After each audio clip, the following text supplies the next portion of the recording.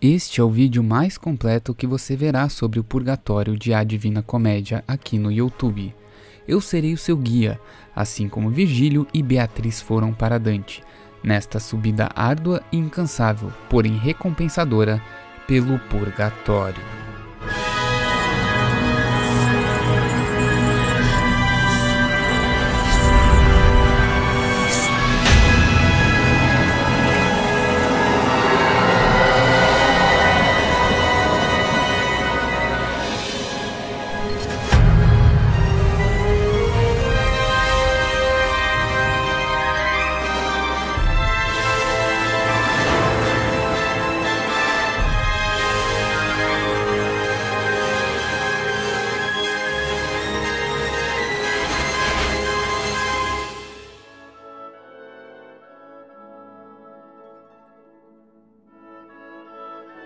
Esta é a criação mais original de Dante, pois, ao contrário do inferno e do paraíso, concessões imaginadas por diversas religiões, o purgatório, na época em que a Divina Comédia foi escrita, era um novo dogma da Igreja Católica. Segundo Dante, o purgatório é um espaço intermediário que se encontra na porção austral do planeta, onde existe uma única ilha com uma grande montanha no centro, que sobe até alcançar os céus, o Monte Purgatório. O purgatório seria uma montanha composta por círculos ascendentes, os terraços ou cornijas, reservados àqueles que se arrependeram em vida de seus pecados e estão em processo de expiação destes. No purgatório, as almas assistem às punições das outras almas que, por pecarem mais intensamente, foram para o inferno. Antes dos 7 terraços, onde as almas expiam seus pecados, está o antipurgatório, onde ficam as almas que se arrependeram no último instante. O antipurgatório é dividido em 3 degraus. Antipurgatório, cantos 1 a 5. Do engenho meu a barca as velas solta, para correr agora em mar jucundo, e ao despiedoso pego a popa volta. Aquele reino cantarei segundo, onde pela alma a dita é merecida, de ir ao céu livre do pecado imundo. Saindo do inferno, Dante respira novamente o ar puro e vê fulgentíssimas estrelas. Encontra-se na ilha do purgatório. O guardião da ilha, Catão Uticense, pergunta aos 2 poetas qual o motivo da sua jornada. Ele os instrui, depois, relativamente ao que devem fazer, antes de iniciar a subida do monte. Estão os poetas ainda na praia, incertos em relação ao caminho, quando chega uma barca guiada por um anjo, da qual saem almas destinadas ao purgatório. Uma delas, o músico Casseia, amigo de Dante, a convite do poeta, começa a cantar uma de suas canções. Dante e Virgílio e as almas ficam a ouvir o canto harmonioso. Sobrevém, porém, o severo Catão, que as repreende e as almas fogem para o monte. Os 2 poetas se aprestam a subir o monte. Enquanto estão procurando o lugar onde a subida seja mais fácil, vem um grupo de almas que lhes vem ao encontro. Perguntam a elas onde seria a subida. Uma das almas se dá a conhecer a Dante. É Manfredo, rei de Nápoles e da Sicília. Ele narra como morreu, pedindo a Deus na hora extrema. Estão juntas com ele as almas dos que foram inimigos da Santa Igreja. Seguindo os conselhos recebidos, os poetas, através de um caminho apertado e difícil, sobem ao primeiro salto. Virgílio explica a Dante que, encontrando-se em hemisfério antípoda àquela terra, o sol gira em direção contrária. Vendo muitas almas recolhidas à sombra de um rochedo e aproximando-se a elas, Dante reconhece o seu amigo Beláqua. Aí estão os espíritos preguiçosos dos que esperaram para arrepender-se o termo da vida. Prosseguindo, os 2 poetas a sua viagem encontram uma multidão de almas que se aproximam deles, depois de terem percebido que Dante é vivo. São espíritos de pessoas que saíram da vida por morte violenta, mas no fim se arrependeram e perdoaram a seus inimigos. Vale dos Governantes, cantos 6 a 9. Era o tempo em que mais saudade sente, do navegante o coração no dia, do adeus a amigos que relembra ausente, e ao novel peregrino amor crucia, diante a voz do campanário ouvindo, que ao dia a morte Flébio denuncia. Dante promete às almas que a ele se recomendaram que não se esquecerá delas quando voltar ao mundo dos vivos. Os dois poetas encontram o poeta Sordello, o qual, ao ouvir o nome da sua pátria, Mantua, abraça o mantuano Virgílio. Esse episódio move Dante a uma violenta invectiva contra as divisões e as guerras internas que devastam a Itália. Sordello, ao saber que aquele que abraçou é Virgílio, lhe faz novas e ainda maiores demonstrações de afeto. O sol está próximo ao ocaso e ao purgatório não se pode subir à noite. Guiados por Sordello, os dois poetas pararam num vale, onde residem os espíritos de personagens que no mundo desfrutaram de grande consideração e que somente no fim da vida elevaram seu pensamento a Deus. No começo da noite, 2 anjos descem do céu para expelir a serpe maligna que quer entrar no vale. Entre as sombras que se aproximam dos poetas, Dante reconhece Nino Visconti, de Pisa. Conrado Malaspina pede a Dante notícias de Lunigiana, sua pátria. Dante responde elogiando a sua família. Ao despontar do novo dia, Dante adormece e no sono é transportado por Luzia até a porta do purgatório. Aproximam-se da entrada e aqui um anjo abre-lhes a porta, depois de ter gravado na testa de Dante 7 pp. Terraço 1, o orgulho, cantos 10 a 12. Passado, estando o limiar da porta, das paixões pelo excesso desusada, que reta faz supor a estrada torta, pelo estrondo senti que era cerrada. Se atrás volvesse os olhos, qual seria a desculpa da falta perpetrada? Os dois poetas sobem ao primeiro compartimento do purgatório, cuja escarpa é de mármore, no qual estão esculpidos vários episódios de humildade. Eles os observam e, no entanto, veem em sua direção várias almas curvadas sob o peso de grandes pedras. São as almas dos que no mundo foram soberbos. Virgílio pergunta às almas que purgam o pecado da soberba qual é o caminho para subir ao segundo compartimento, e uma delas dá a indicação requerida. Humberto Aldobrandeschi dá-se a conhecer e falar com Dante, que depois reconhece Oderisi de Gubbio, pintor e gravador. Oderisi dá-lhe notícias de Provenzano Salvani, que está junto com eles. Os dois poetas continuam a viagem. No pavimento do círculo estão pintados vários exemplos de soberba castigada. Um anjo vem junto dos poetas e os guia até a escada que sobe ao compartimento sucessivo. Com a asa, depois apaga da testa de Dante um dos pp. Ó louca Aracne, tua face aflita, de aranha parte entre os destroços estava, da teia origem da fatal desdita, não mais a tua imagem combinava, num carro foges, Roboam cruento, a fúria popular que te assombrava. Terraço 2, a inveja, cantos 13 e 14. Chegam os poetas ao segundo compartimento, no qual estão os pecadores que espiam o pecado da inveja. Os invejosos têm os olhos colados com fio de arame. Entre eles está Sápia, senhora de Siena, com a qual Dante fala. Dante conversa com outras almas de invejosos.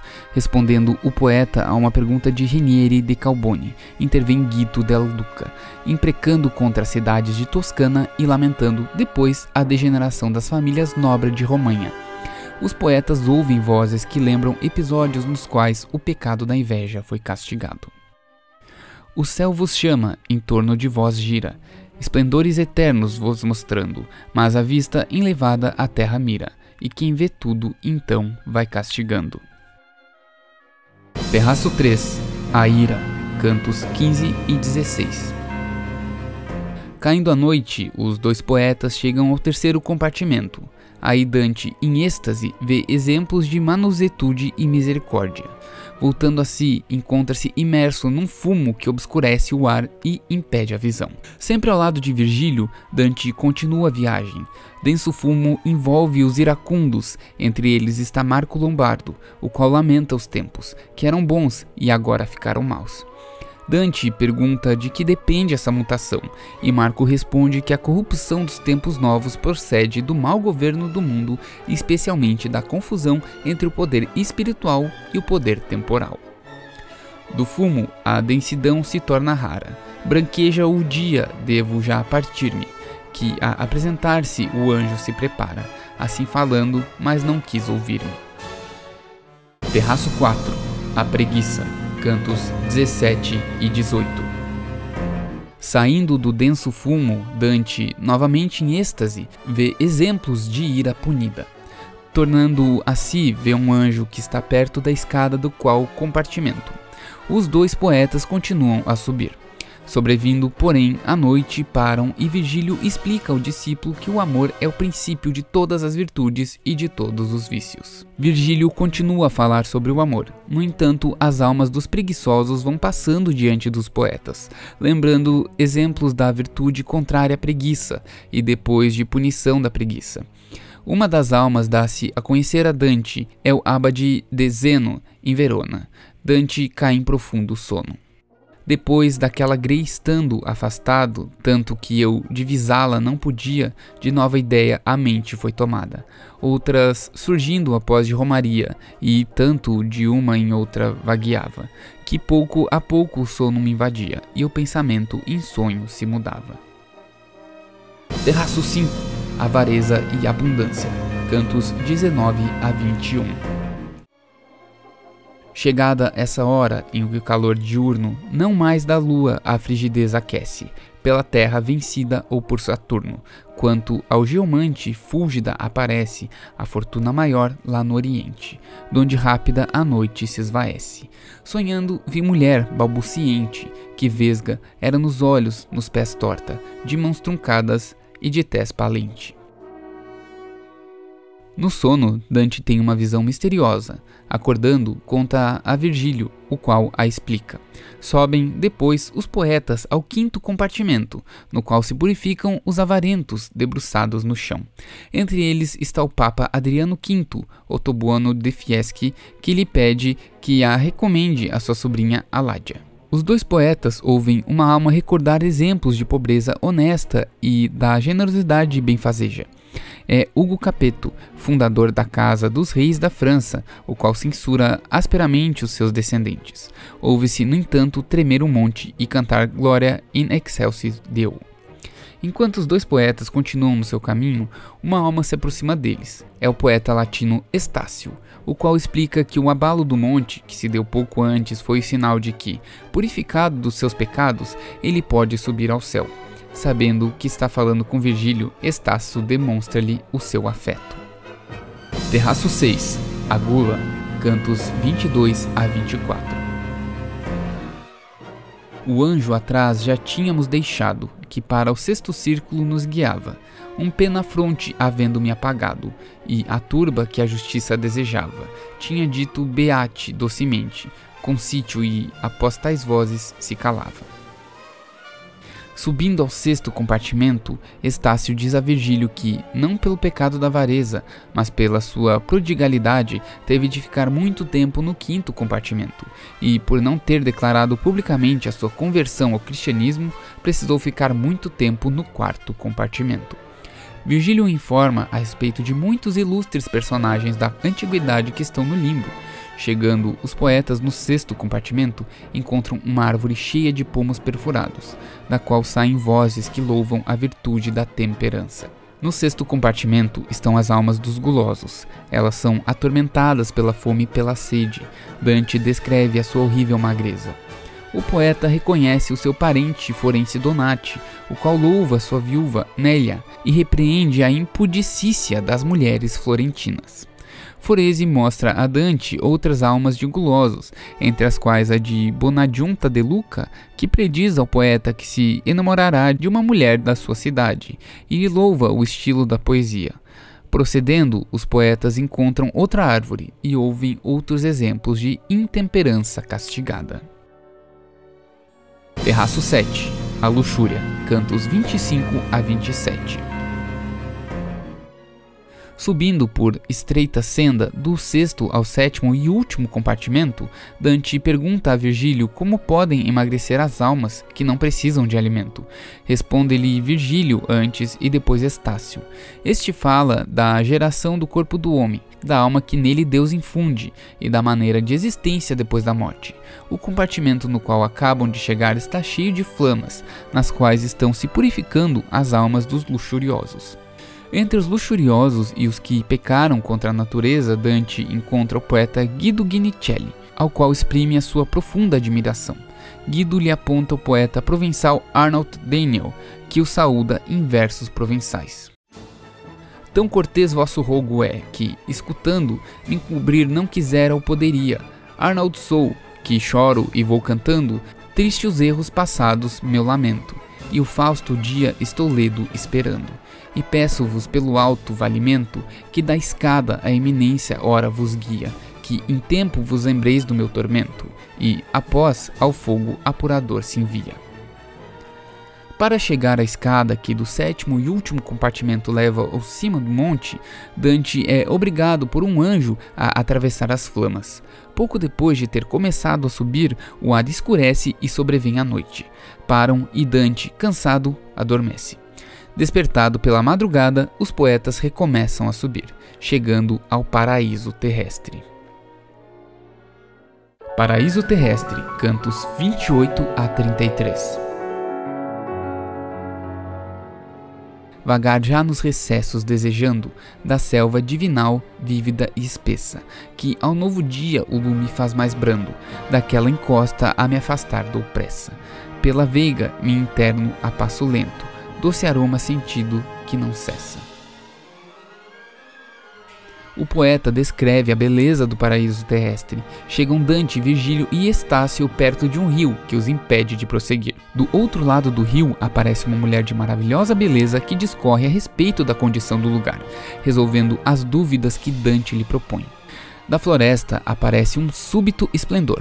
Dante vê avançar uma procissão de espíritos bem-aventurados em cândidas vestes e, no fim da procissão, um carro tirado por um grifo. Ouve-se um trovão e o carro e o grifo param. Acolhida festivamente pelos anjos e pelos bem-aventurados, desce do céu Beatriz, a divina sabedoria, e pousa no carro. Nisto, Virgílio, que representa a humana sabedoria, desaparece. Ela dirige-se a Dante e lhe exprobra os seus desvios. Dante chora, e os anjos se compadecem dele. Beatriz, dirigindo-se a eles, expõe mais particularmente quais foram as suas faltas depois da sua morte. Beatriz continua repreendendo a Dante, o qual confessa os seus pecados. Matilde o mergulha, então, no rio Letes.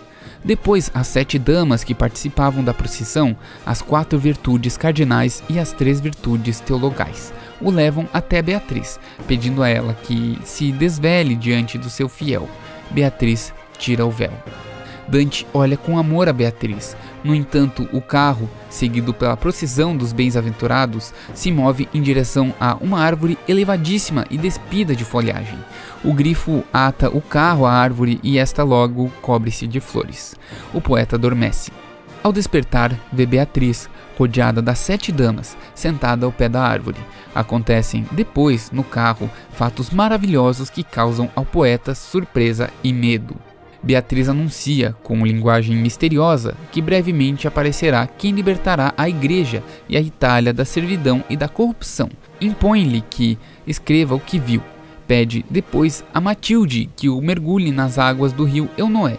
Dante, depois da imersão, sente-se mais forte e disposto a subir as estrelas. Esse doce licor que não sacia, eu cantara, leitor, se desse ensejo da página uma parte linda vazia. Mas, porque todas ocupadas vejo, e ao meu segundo cântico aplicadas, da arte o freio me tolhe esse desejo, como de planta as folhas renovadas. Mais frescas na hástia mostram-se mais belas, puro saí das águas consagradas, pronto a me alar as lúcidas estrelas. E é com essas palavras que vemos Dante subir até o paraíso, e pondo fim assim no 33º canto do Purgatório, e terminando assim esta parte da história. por favor, deixe o like nesse vídeo, comente e compartilhe com seus amigos para que a parte 3, Paraíso, saia o mais rápido possível. Também não se esqueça de me seguir nas redes sociais e também você pode comprar o meu livro no site loja.evezel.com e verá quão fã de A Divina Comédia eu sou, fazendo sempre que possível alguma referência a essa maravilhosa história. Um forte abraço e até mais!